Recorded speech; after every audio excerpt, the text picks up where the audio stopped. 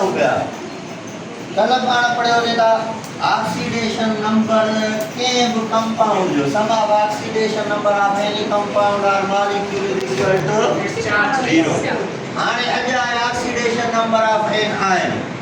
के आयन जो जेको ऑक्सीडेशन नंबर हुंदो आ वो इक्वल टू हुंदो आपने चार्ज अने देखो के चार्ज पार्टिकल के चार्ज बिना आयन फर्स्ट करो आयन के लिखो सल्फेट आयन SO4 -2 हाने ई चार्ज पार्टिकल ना पुट हाने तवा का पूछे what is oxidation number of sulphate आयन जो ऑक्सीडेशन नंबर है केतरो हाने मिसाल मान लिखा नाइट्रेट आयन NO3 -1 नाइट्रेट आयन जो ऑक्सीडेशन नंबर केतरो -1 एक चार्ज पार्टिकल ते जेतरो चार्ज हुंदो उन जो ऑक्सीडेशन नंबर अच्छा हिन में माने हिकड़ी बी शय का समझाया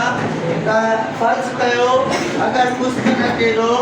त ही जो सल्फेट आयन SO4 -2 अब केड़ो आयन सल्फेट आयन SO4 -2 हाने जो ऑक्सीडेशन नंबर केतरो आहे पर हाने इका क्वेश्चन करे दो कि फाइंड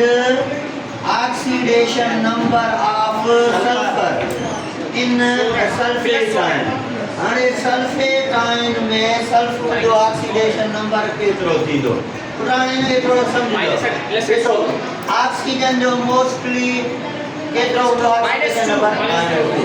एते घणा आन 4 एकड़े जो -2 त चेंज जो -8 चेंज जो -8 दीनो हाने अगर चेंज जो -8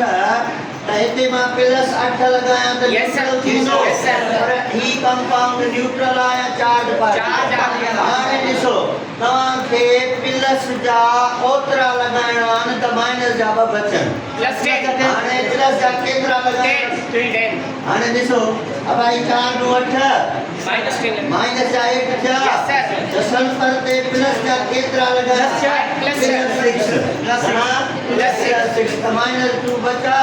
अहिड़े तरीक़े सां सल्फियान की बि आयन ते जेको आहे सो चार्ज जीअं कैलकुलेट थींदो चलो मां हिकु ॿियो मिसाल लिखां बाबा Cr2O7 -2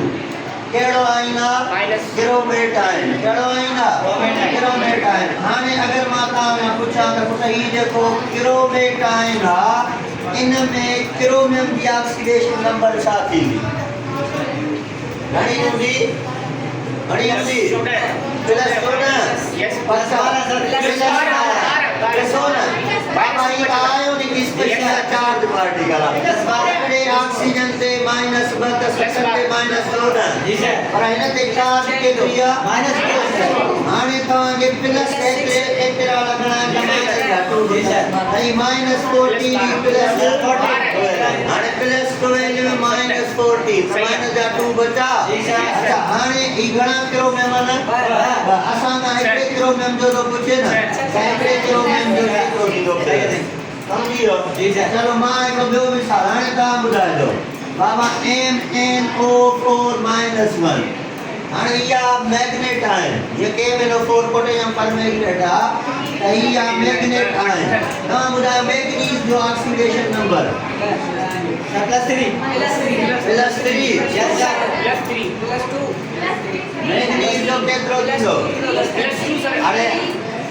एकड़े जो -2 त चेन ऑक्सीजन जो -8 माइनस 1 लगल प्लस 7 हाने ॾिसो न तव्हां ओतिरो चार्ज लॻाईंदव त जेतिरो चार्ज जेको नेगेटिव में आहे उहो बचे अहिड़े तरीक़े सां भला हाणे मां ॿियो थो लिखां PO4 -3 फास्फेट आयन आहे फास्फेट आयन में फास्फोरस